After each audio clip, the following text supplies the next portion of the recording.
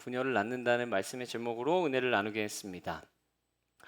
한 남자가 차를 몰고 고속도로를 달리고 있었습니다. 그런데 이상하게 차들이 반대 방향에서 계속 다가오는 거예요.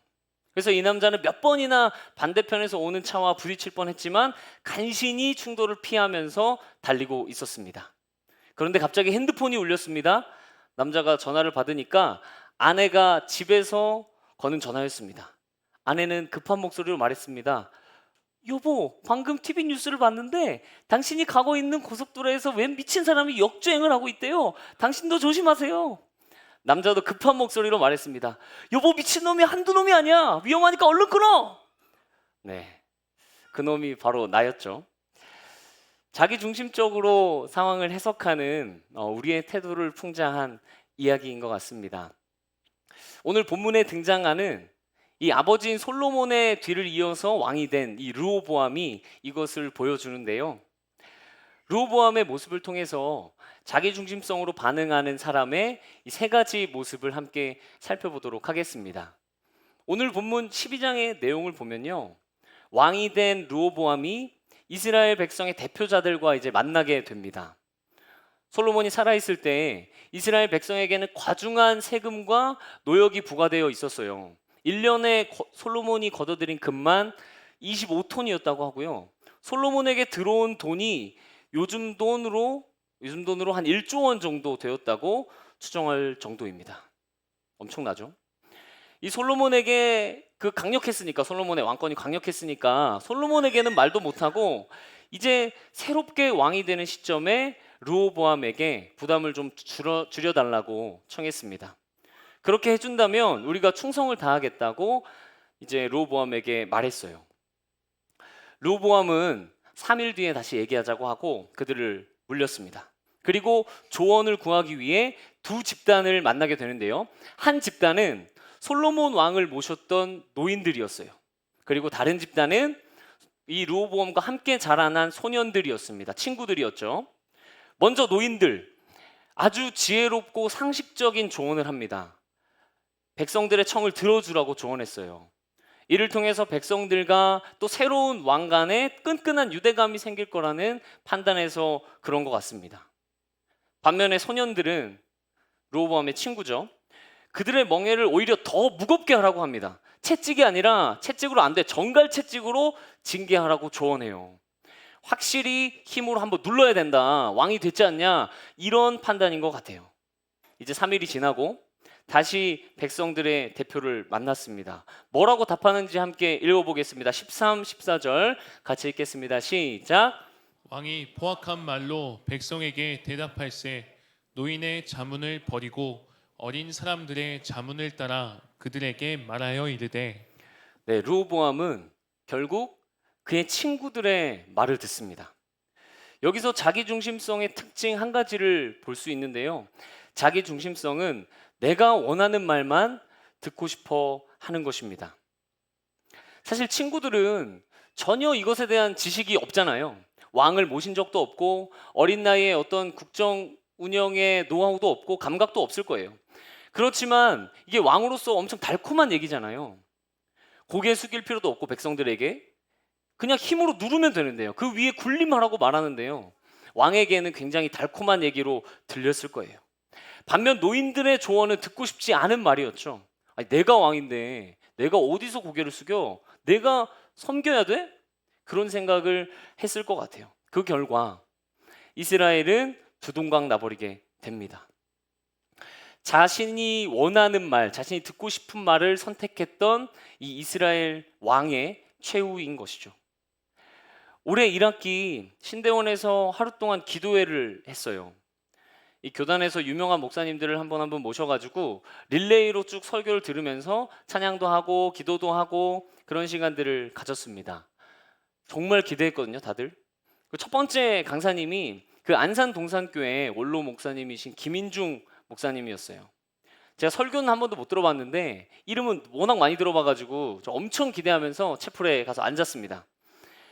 이제 김윤중 목사님이 나오셨어요. 처음 나오시자마자 무선 마이크를 여기 강대상에 안 서시고 이 앞쪽으로 막 돌아다니시면서 무선 마이크를 들고 막 소리를 지르시는 거예요. 그러면서 설교 내내 저희를 혼내기 시작했습니다. 전도사들 정말 하나님께 기도하며 살고 있냐? 전도사들 정말 전도하고 있냐? 전도사들 정말 성도를 위해 기도하고 사랑하고 있냐? 내내 1시간 내내 혼났어요. 그렇게 첫 번째 시간이 끝났습니다. 그때 내색은 안 했지만 좀 실망했어요.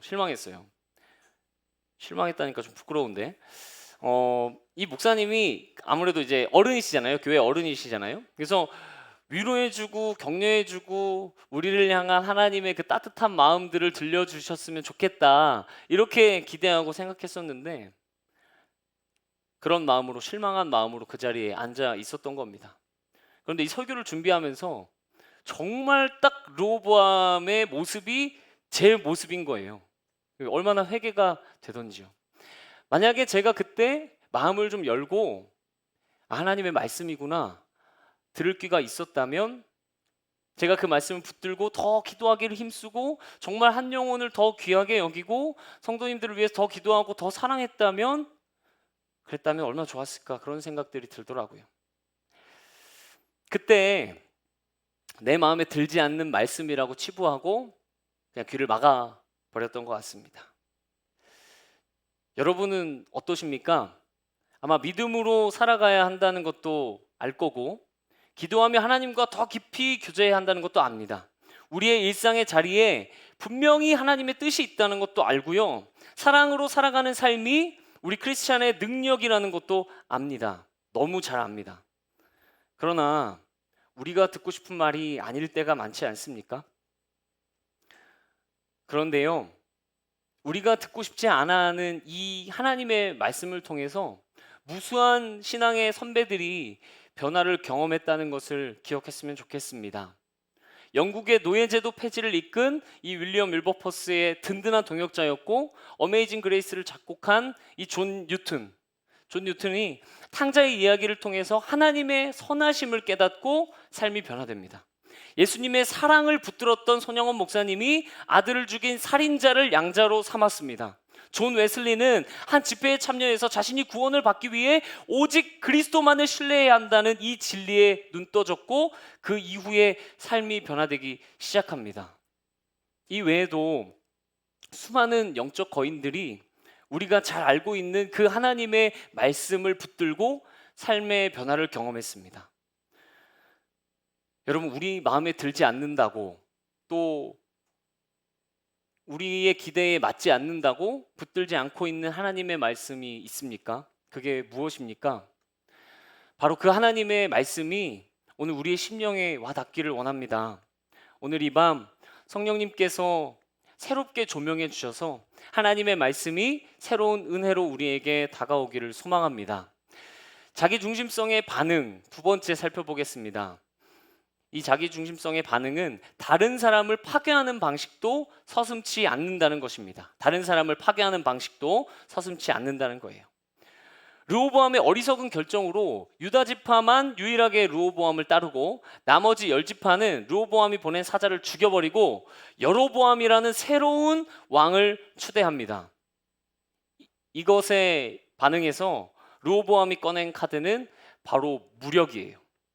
이 무력을 통해서 힘을 통해서 다시 통일된 왕국을 회복하려고 하고 있어요.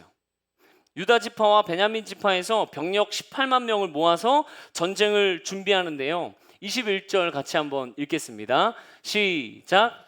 르호보암이 예루살렘에 이르러 유다 온 족속과 베냐민 지파를 모으니 택한 용사가 18만 명이라. 이스라엘 족속과 싸워 나라를 회복하여 솔로몬의 아들 르호보암에게 돌리려 하더니. 네, 이 르호보암이 선택한 이 방법, 다른 이들을 파괴하고 압제하고 힘으로 누르는 것을 통해 이 상황들을 해결해 보려고 하는 거예요. 이 자기중심성으로 반응하는 사람의 전형을 보여줍니다. 다른 이들이 다치고 파괴되고 힘들어하는 것은 안중에도 없고요. 이 상황을 어떻게든 정리해 보고자 하는 거예요. 그런데 이것은 당시뿐만이 아닙니다. 현대에도 일어나는 일 아닙니까? 국가 간에도 이해관계에 따라 힘과 힘이 충돌하고요. 강대국이 힘을 쓰면 나머지 약소국들은 그에 순응해야 하죠. 또 사람과 사람 사이에도 그렇습니다. 뉴스를 틀면 사람과 사람 사이의 갈등이 어떤 폭력이나 상해로 이어지는 사건들도 보도가 되죠. 힘을 앞세운 이 강대 강의 구도는 여전히 이 시대에도 통용되고 있는 것 같아 보입니다. 그리고 저희 집에서도 그런 방식으로 충돌이 일어나곤 합니다. 꽤 자주 있었던 일인데 저는 좀 안 깨끗해도 되는 편이거든요. 그래서 좀 바로바로 치우지 않아요. 설거지도 좀 뒀다가 하고 방도 조금 어지러져 있어도 저는 안 불편합니다. 그런데 그런 저를 보는 아내의 마음은 좀 불편합니다. 처음에는 저희 아내도 좀 이해하려고 노력해요. 아, 그래. 좀 나랑 다르지. 그런데 그게 사실 이해가 잘 안 되잖아요. 한마디 시작합니다. 여보, 집이 너무 더럽잖아. 좀 바로바로 치워줘. 좋게 말한 거예요. 그 말을 듣고 저도 지지 않고 말합니다. 여보, 여보랑 나는 다른 거야. 제발 나를 틀린 사람 취급하지 말아줘. 그리고 저기 옷방에 의자 대충 걸어놓은 거 저거 여보 거 아니야? 언제부터 저기 있는데 왜 안 치워? 나도 보고 있는데 말 안 한 거야. 아, 엄청 유치하죠? 그렇게 서로 조금 언성이 조금 높아지고 톤이 좀 높아지죠? 그러면서 알겠어, 치우면 되잖아 하고 이 상황이 이제 일단락 되는 거예요. 그리고 며칠 뒤에 그때 미안했어 하면서 이제 서로 대화하고 뭔가 수습이 되죠. 그런데 최근에 제가 반응을 한번 좀 바꿔봤어요. 아, 그래, 그렇게 해달라고 하는데 나도 좀 바로바로 하자 이런 마음이 들어가지고 그래서 빨래가 밖에 나와 있길래 제가 빨래를 한번 갰습니다. 그리고 방도 좀 청소하고 분리수거도 좀 하고 쓰레기도 말하기 전에 버리고 일하다가 한 번씩 전화도 좀 하고 그래서 노력을 좀 해보기 시작했어요. 그런데 제가 그저께 제가 설거지를 한다고 하고 제가 못하는 일이 있었거든요. 그러면 제가 한 소리 들어야 됩니다. 아, 왜 안 했냐? 한다고 하지 않았냐? 딱 얘기를 들어야 되는데 아무 말도 없는 거예요. 아마 제 짐작에 이 노력하는 모습을 제 아내가 좋게 여겨준 것 같습니다. 그렇게 한번 넘어갔잖아요. 그러니까 저도 되게 고마운 거예요. 그러니까 뭐 할 게 없나 다른 것들을 살펴보게 되고 그래요. 아마 선순환으로 약간 바뀐 것 같다는 생각을 해보게 됐어요. 루프리올로의 아내를 알고 사랑하는 온전한 남편에서는 이 책인데요. 이 책에서는 관계의 갈등을 겪는다면 한마디 하지 말고 차라리 꽃을 줘라 이렇게 얘기합니다. 이런 방식이 악에게 지지 않고 선으로 악을 이기는 것이라고 제안하더라고요. 이 책 진짜 자기중심성으로 읽기 힘든 책이거든요. 예. 그렇게 갈등을 겪었을 때 한마디 하지 마라, 잔소리 하지 마라, 꽃을 줘라 차라리 그런 제안을 하는 거예요. 예수님의 제자들도요, 예수님께 바라는 것 다르지 않았습니다. 예수님이 로마의 압제 속에서 힘으로 혁명을 일으키고 힘으로 구원해낼 것으로 생각했어요. 그런데 예수님의 방식은 전혀 그렇지 않았죠. 죽음으로 승리하시는 방식이었고 사랑으로 감동시키시는 방식이었습니다. 정죄하지 않고 공감하셨습니다. 그러니까 예수님의 무기에 장전된 총알은 남에게 고통을 주고 어떤 것들을 파괴하고 아프게 하는 것이 아니었어요. 예수님의 무기에 장전된 총알은 사랑이었고 공감이었고 죽음이었고 겸손 이런 것들이었습니다. 그렇다면 이제 우리의 차례입니다. 관계와 관계가 깨어지고 또 갈등이 있는 상황이 우리에게 찾아온다면 우리 어떻게 해결하시겠습니까? 꼭 기억할 것은 우리에게 주어진 방법이 파괴하고 억누르고 압제하는 것이 아니라 예수님의 방식이라는 것입니다. 바라기는 우리에게 악을 선으로 갚는 예수님의 마음이 주어지기를 소망합니다. 세 번째입니다. 자기중심성은 말씀에 순종하는 듯 보이지만 일상의 삶의 방식에서 드러납니다. 자기중심성은 말씀에 순종하는 것 같이 보이지만 일상의 작은 그 삶의 방식에서 드러난다는 거예요. 자, 이제 18만 명의 군사를 동원해서 왕국을 하나로 합쳐보려고 하는 이 르호보암을 하나님이 막으십니다. 24절 상반절 같이 읽겠습니다. 시작. 여호와의 말씀이 너희는 올라가지 말라. 너희 형제 이스라엘 자손과 싸우지 말고 각기 집으로 돌아가라. 이 일이 나로 말미암아 난 것이라. 이 하나님의 말씀에 르호보암은 어떻게 반응하는지 보겠습니다. 하반절 읽겠습니다. 시작. 그들이 여호와의 말씀을 듣고 그 말씀을 따라 돌아갔더라. 이 모습을 보면서 이 르호보암의 모습이 조금 더 입체적으로 저에게 적용되더라고요. 제 모습 같은 거예요. 분명히 완전히 나쁜 사람인 줄 알았는데 하나님의 말씀이 다가오니까 또 순종은 해요. 하나님의 말씀이 명확하게 제시되자 순종하는 모습을 보였습니다. 그런데 우리가 앞서 살펴봤던 것처럼 그의 삶의 방식, 생활의 방식은 여전히 내가 살아가던 방식, 내가 편한 방식이었어요. 이런 거죠. 제가 처음 사역하겠다고 결단하고 사역을 시작하는 것이 어떤 큰 하나님의 말씀에 순종하는 것이었다면 사역을 어떻게 하고 있는지, 어떤 방식으로 제가 사역하고 있는지는 저에게 깔려있는 삶의 방식이라는 겁니다. 마찬가지로 우리의 삶의 자리는 지금 아마 꽤 큰 결단들 속에서 주어진 자리일 것 같아요. 가장 좋은 길로 인도하시는 그 고백 속에 자리하고 있는 곳이에요. 회사가 될 수도 있고 가정, 학교, 교회 여러 가지 우리 영역들이 있을 수 있겠죠. 처음에 갈 때는 네 하나님 주님이 이곳에 보내셨습니다. 그런 마음으로 순종하는 마음으로 우리가 갑니다. 그러나 그곳에서의 삶의 방식은 내가 편한 방식, 지금 내 감정이 시키는 대로 반응하는 방식, 즉 자기 중심적일 때가 많습니다. 혹시 이 말씀을 들으시면서 다른 사람이 생각나십니까 혹시? 다른 사람 얼굴이 떠오르신다면 제가 팀 켈러 이 얘기를 읽어드릴 테니까 한번 들어보세요.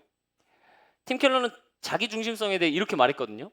자기 중심성은 상대의 이기적인 면모에 대해서는 예민하게 반응하고 불쾌해하며 억울해하고 낙담하지만 자신도 똑같은 성질을 가졌다는 점은 보지 못하게 만드는 특성을 가지고 있다. 그러면서 자기 중심성의 결과를 이렇게 말합니다. 그러니 관계에는 발전이 없고 늘 자기 연민과 분노, 절망의 구렁텅이로 끌려들 수밖에 없는 것이다. 여러분, 우리 삶의 방식을 하나님 앞에서 평가해 본다면 어떻습니까? 우리를 보내시는 하나님께 순종하고 권리를 포기하는 것에 한 번씩 순종하는 듯 하지만 삶의 방식은 여전히 자기 중심적이신가요? 그 어떤 상황에서는 여전히 힘과 분노를 사용하고 내 감정대로 결정하며 살아가고 계시진 않습니까? 여러분, 이 자기중심적인 삶에 남는 결과는 분열입니다. 이 르호보암의 자기중심성, 이기적인 삶의 방식이 이스라엘을 분열시키는 단초가 된 것을 기억하면서 우리의 삶의 방식을 점검하기를 소망합니다. 크신 하나님의 그 계획에 순종하듯이 우리 삶의 방식 또한 예수님을 닮아가기를 축복합니다. 말씀을 맺도록 하겠습니다. 세계관적 성경 읽기라는 책에 이런 대목이 있어요. 타락의 영향을 받은 자기중심적 성경 읽기는 어떤 본문을 읽더라도 개인적인 관심사를 벗어나지 못하며 하나님의 창조 세계를 공유하는 다른 생명들을 향한 하나님의 관심을 잃지 못한다. 그러니까 성경을 읽을 때조차도 우리는 자기중심적으로 읽을 수 있다는 거예요. 여러분, 내가 듣고 싶은 말씀, 또 기대하고 있는 말씀에만 집중하고 계시진 않습니까? 그 외의 모든 말씀에는 귀를 닫은 채로요. 다른 이가 파괴되고 힘들어하는 것도 모른 채 나름대로 나의 방식으로 살아가고 있지는 않습니까? 또 말씀에 순종하는 듯 살아가지만 삶의 방식은 여전히 이기적이진 않습니까? 여러분, 20세기 대표적인 복음주의학자 존 스토트가 죄의 속성이 자기 중심성이라고 말합니다. 우리가 만약 잠깐 기도하지 않고 잠시 한눈 팔고 예수님의 영향에서 벗어난다면 죄인인 우리에게 가장 편한 상태는 바로 자기 중심적인 상태일 수밖에 없습니다. 자기 중심성은 남 얘기가 아니라 우리 모두의 내 이야기인 것입니다. 이 밤 성령께서 우리의 모습을 밝히 드러내 보여주시기를 소망합니다. 그리하여 저와 여러분이 있는 그곳에 하나됨이 있고 화평이 있기를 축복합니다. 우리 함께 찬양하고 기도하겠습니다.